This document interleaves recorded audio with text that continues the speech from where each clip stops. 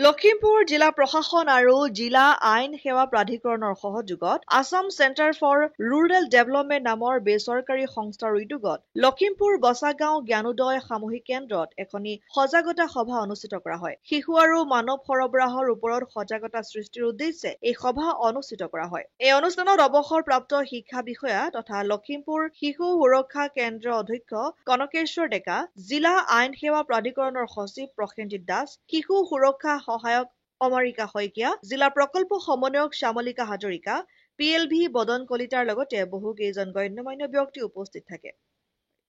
মোৰ নাম শ্ৰী কনকেশ্বৰ ডেকা ৰাজকুমাৰ। মই লখিমপুৰ জিলা শিশু কল্যাণ সমিতিৰ অধ্যক্ষ হিচাপে আজি যিখন সজাগতা সভা হ'ল, সেই সভাখনত আমি শিশু কল্যাণ সমিতিৰ তৰফৰ পৰা কেনেধৰণে শিশুসকলৰ কেয়াৰ এণ্ড প্ৰটেকশ্যনৰ দায়িত্ব কৰি থকা হৈছে আৰু কেনেধৰণে ভিক্টিমছসকলক স্পনচৰশ্বিপ বা ভিক্টিম কম্পেনচেশ্যন তেনেকুৱা ধৰণৰ যিখিনি সুবিধা আছে, সেই সুবিধাখিনিৰ কথা অৱগত কৰা হ'ল, যাতে আমাৰ এই গাঁও অঞ্চলৰ সাধাৰণ লোকসকল সেই তেনেধৰণৰ নিৰ্যাতিত নিপীড়িত শিশুসকলে সুবিধা পায়। লখিমপুৰৰ পৰা ৰাহানুদ্দিন আহমেদৰ ৰিপৰ্ট, অসম আদিত্য।